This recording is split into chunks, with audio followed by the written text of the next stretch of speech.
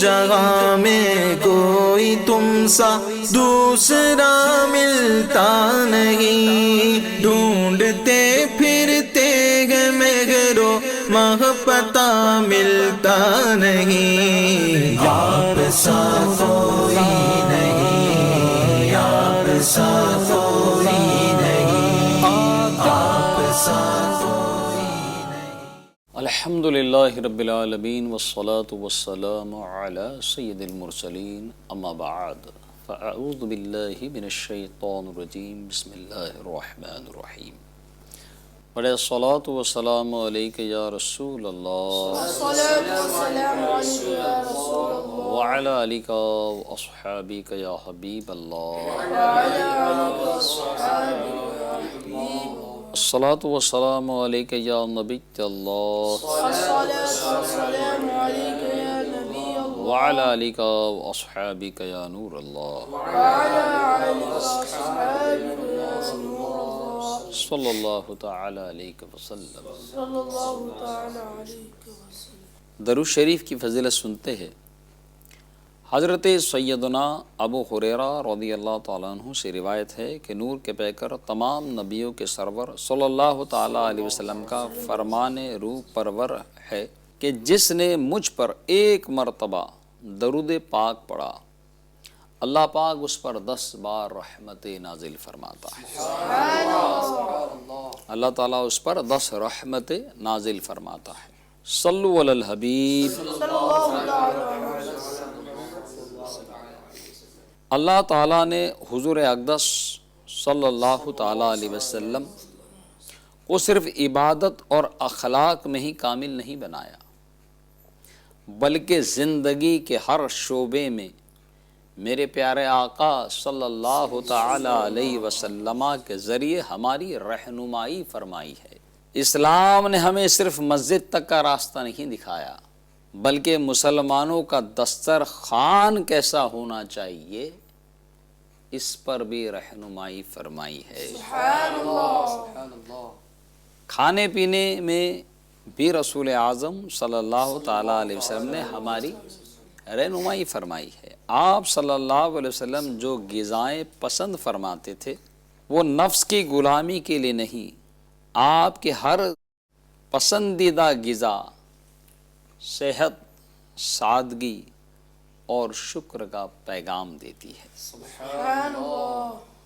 جب ہم حضور اقدس صلی اللہ تعالیٰ علیہ وسلم کا نام لیتے ہیں تو دل جھک جاتے ہیں، اور جب ان کی عادتوں کا ذکر کرتے ہیں تو زندگی سنور جاتی ہے۔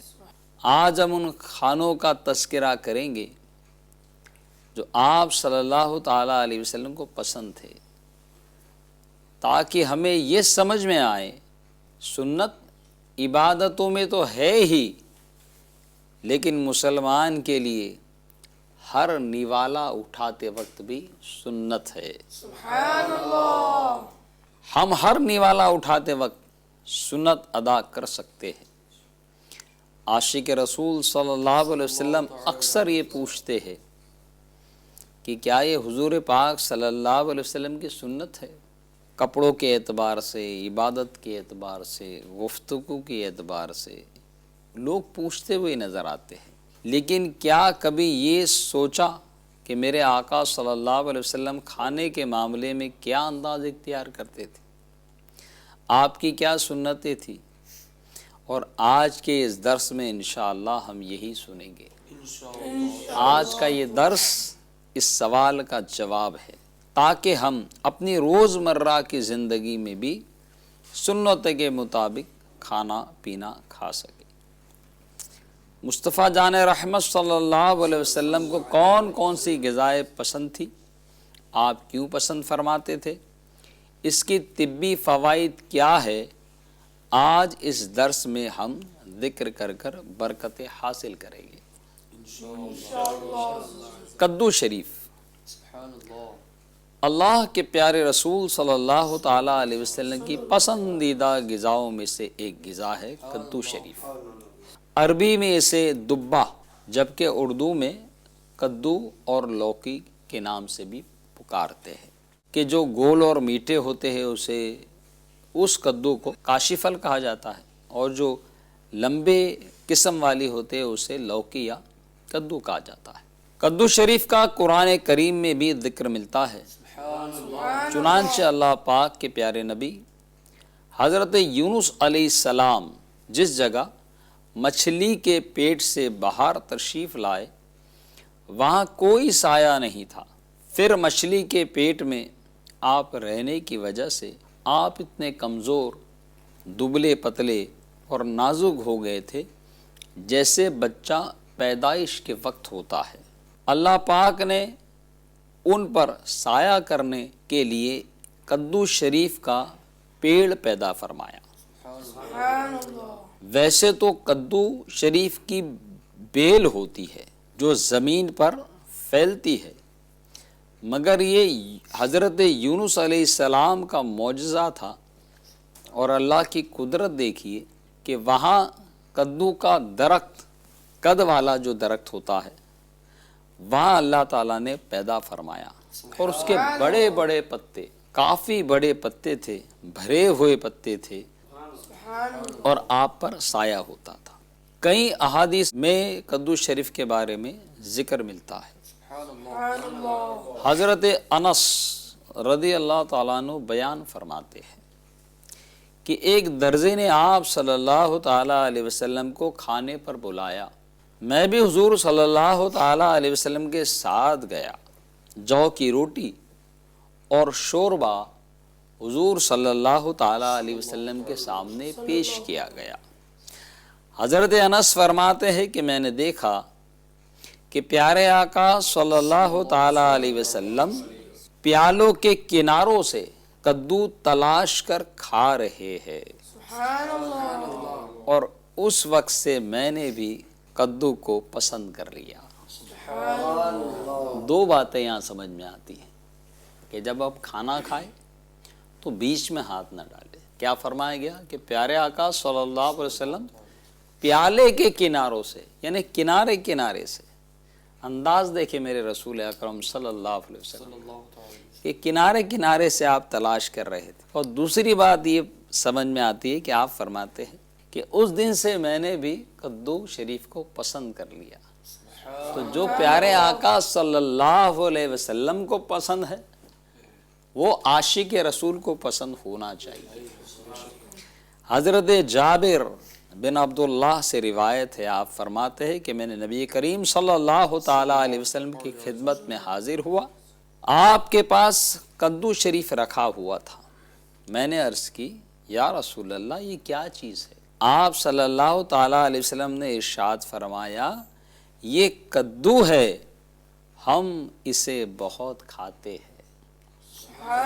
گویا یہ میسج ہے کہ رسول اعظم صلی اللہ علیہ وسلم کدو، لوکی، کاشی پھل جسے کہا جاتا ہے، اسے کتنا پسند فرماتے تھے۔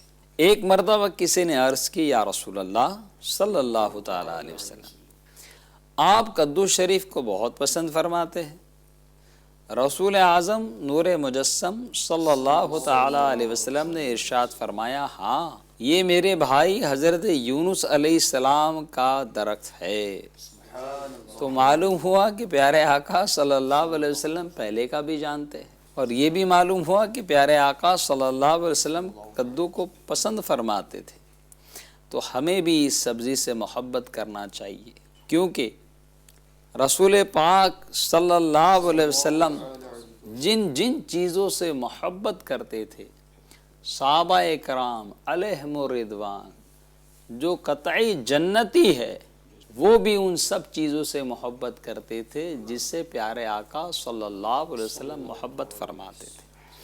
ہم اس بات کو اس چیز سے سمجھ سکتے ہیں کہ صحابہ کیسی محبت فرماتے تھے۔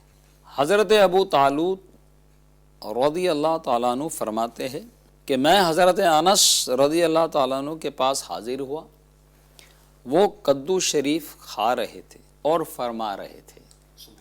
آپ کدو شریف تناول فرما رہے تھے اور کدو سے فرما رہے تھے کہ تیری کیا شان ہے، تو مجھے کس قدر محبوب ہے، اور یہ محبت صرف اس لیے ہے کہ رسول اکرم صلی اللہ تعالیٰ علیہ وسلم نے تجھے محبوب رکھا ہے۔ گویا آپ یہ فرما رہے ہیں کہ میں تجھے اس لیے پسند کرتا ہوں کہ تجھے مصطفیٰ جان رحمت صلی اللہ علیہ وسلم نے پسند کیا ہے. تو ہمیں بھی اپنی زندگی کا یہ فارمولہ بنا لینا چاہیے کہ جو رسول اعظم کو پسند وہ ہمیں پسند ہے. کدو شریف کھانے سے حافظہ قوی ہوتا ہے. یہ جلد ہضم ہونے والی غذاؤں میں سے ہے. ساتھ ہی دوسری غذاؤں کو جلد ہضم کرنے میں مددگار ثابت ہوتا ہے. یہ توانائی بخشنے والی ایک بہترین سبزی ہے. کدو کے طبی فوائد. طبی ماہرین نے اس کی کثیر فوائد بیان کیے ہیں. چند فوائد ملاحظہ فرمائیں. کدو شریف میں موجودہ قدرتی vitamin C, sodium, potassium, iron بہت زیادہ مقدار میں ہوتا ہے. روزانہ استعمال کرنے سے مختلف امراض کے لیے کافی مؤثر یہ ثابت ہوتا ہے. کدو میں پائے جانے والے غذا اور اجزاء کی تاثیر قدرتی طور پر ٹھنڈی ہوتی ہے، جو گرمی کو اکثر کم کرنے کے ساتھ ساتھ ٹھنڈک کا بھی احساس دلاتی ہے. لوکی یعنی کدو شریف کھانے سے بہت بھوک لگتی ہے اور کمزوری دور ہوتی ہے. قبض کے مریضوں کے لیے لوکی بہت فائدہ مند ثابت ہوتی ہے. کدو جگر یعنی لیور کے درد کو دور کرنے میں مفید ہے. پیارے آقا صلی اللہ تعالی علیہ وسلم کو ککڑی بھی بہت پسند تھی. حضرت سیدنا عبداللہ بن جعفر رضی اللہ تعالیٰ عنہ فرماتے ہیں، میں نے سرکار پیارے آقا مدینے والے مصطفیٰ صلی اللہ تعالیٰ علیہ وسلم کو کھجور کے ساتھ ککڑی کھاتے ہوئے دیکھا ہے. گویا آپ ککڑی اور کھجور کو ملا کر تناول فرماتے تھے. رمضان کے موقع پر ویسے تو کھجور کھانے کا موقع ملتا ہی رہتا ہے، لیکن رمضان میں ہے نا ہر عام و خاص کھجور کھاتا ہے اور ککڑی بھی جو ہے وہ دستر پہ موجود ہوتی ہے. اگر ہم اسے ملا کر کھا لیں تو سنت کا ثواب انشاءاللہ مل جائے گا اگر نیت ہو. ابو داؤد شریف میں ہے، حضرت ابن عمر رضی اللہ تعالیٰ عنہ نے فرمایا، تبوک کے موقع پر نبی کریم صلی اللہ علیہ وسلم کی خدمت میں پنیر پیش کیا گیا. یہ ابو داؤد شریف میں موجود ہے کہ پیارے آقا صلی اللہ علیہ وسلم کی خدمت میں تبوک کے موقع پر پنیر پیش کیا گیا. آپ نے چھری منگوائی اور بسم اللہ الرحمن الرحیم پڑھ کر اسے کاٹا. پنیر کے ٹکڑے اب بھی چھری سے کاٹے جاتے ہیں. یہ دہی کی طرح ڈھیلا نہیں ہوتا، یہ تھوڑا جمع ہوا ہوتا ہے.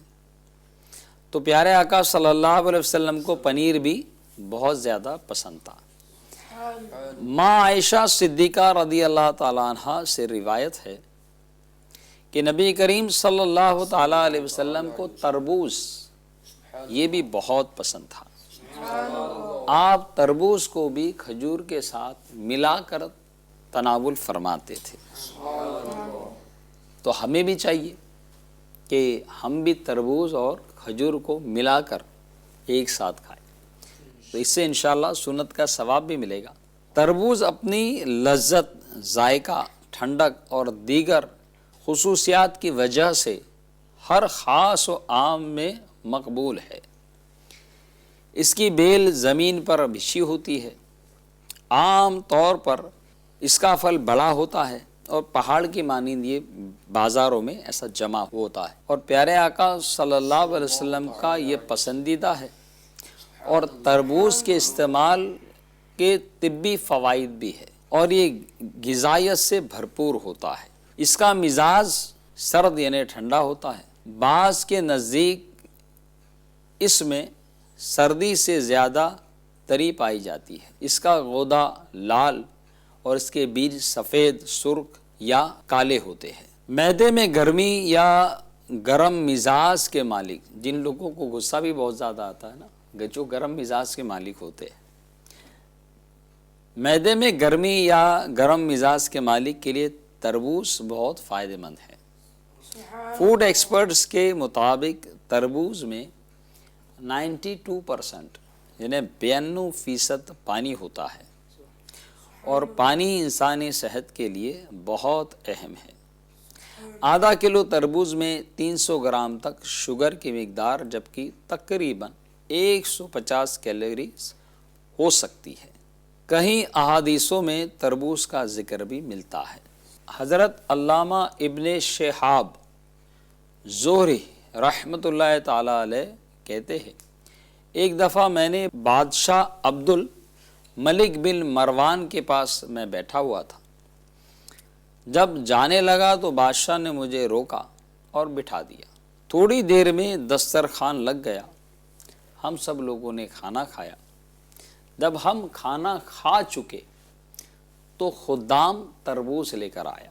یہ دیکھ کر میں نے عرض کیا کہ پیارے آقا صلی اللہ علیہ وسلم کی حدیث مجھ تک پہنچی ہے کہ پیارے آقا صلی اللہ علیہ وسلم کھانے سے پہلے تربوز تناول فرماتے تھے اور پھر کھانا کھایا کرتے تھے۔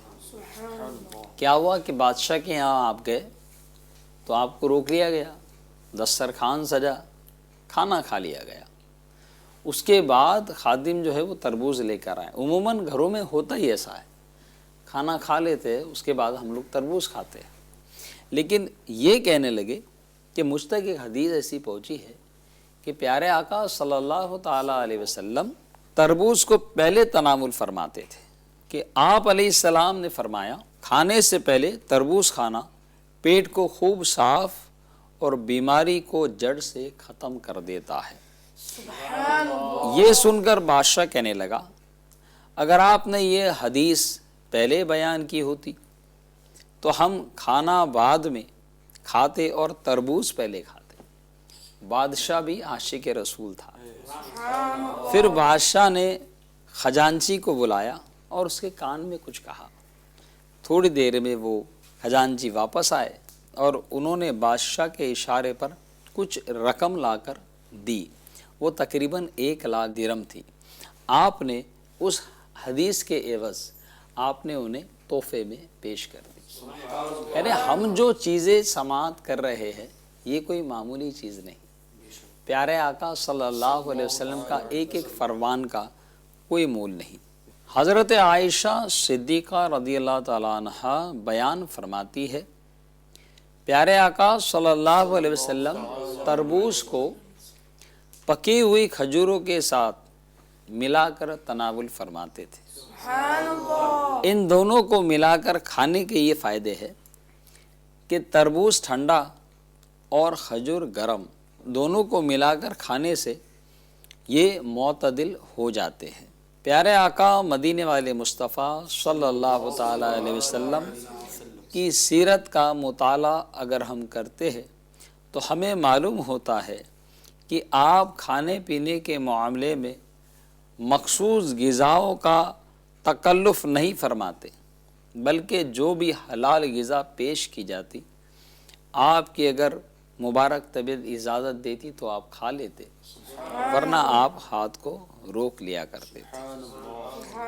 اور یہ ایک حیرت انگیز بات ہے کہ وہ تمام غذائیں جو آپ صلی اللہ تعالیٰ علیہ وسلم نے تناول فرمائی، وہ جہاں جسم لذت اور طاقت سے لبریز ہے وہاں کثیر طبی فوائد ہے۔ اور 1450 سال کے بعد آج فوڈ ایکسپرٹس ہر ان غذاؤں پہ ریسرچ کر رہے ہیں اور یہ ڈھونڈ رہے ہیں کہ ان غذاؤں میں کیا فائدے ہیں، کیونکہ یہ فوڈ ایکسپرٹ بھی جانتے ہیں کہ پیارے آقا صلی اللہ علیہ وسلم نے اگر ان چیزوں کو پسند فرمایا ہے تو بے شک اس میں بڑے فوائد ہے اور خوب فائدے ہیں۔ تو ہمیں بھی چاہیے کہ ان غذاؤں کو ہم محبتوں سے کھائیں جن غذاؤں کو پیارے آقا صلی اللہ تعالیٰ علیہ وسلم نے پسند فرمایا ہے۔ تو اپنی عادت رکھے کہ جو بھی رسول پاک صلی اللہ تعالیٰ علیہ وسلم نے چیزیں اپنی زندگی میں پسند فرمائیں ہم اسے پسند کریں. اور ہمیں کیسے معلوم پڑے گا کہ پیارے آقا صلی اللہ علیہ وسلم کو کیا پسند تھا؟ تو ہمیں اپنی گیدرنگ، اپنا ماحول اچھا کرنا ہوگا. ہمیں دعوت اسلامی کے مبلغین کے ساتھ رہنا ہوگا. ہمیں اجتماعات کی پابندی کرنی ہوگی. ہمیں قافلے میں سفر کرنا ہوگا. اگر ہم سب یہ کریں گے انشاءاللہ تو ہماری زندگی میں ہم سنتیں اپنانے میں کامیاب ہو جائیں گے. اور جو سنتوں سے محبت کرتا ہے، جو سنتیں اپنی زندگی میں اپناتا ہے، اس کی زندگی پرسکون ہو جاتی ہے. اس کی دنیا بھی سنور جاتی ہے اور اس کی آخرت بھی سنور جاتی ہے. اللہ سے دعا ہے کہ کئی سنی باتوں سے زیادہ اس پر عمل کرنے کی توفیق عطا فرمائے اور اللہ اس درس کو قبول فرمائے. تو جہاں میں کوئی تم سا دوسرا ملتا نہیں، ڈھونڈتے پھرتے ہیں مگر و محبت ملتا نہیں. یار سا کوئی نہیں، یار سا کوئی نہیں، آپ سا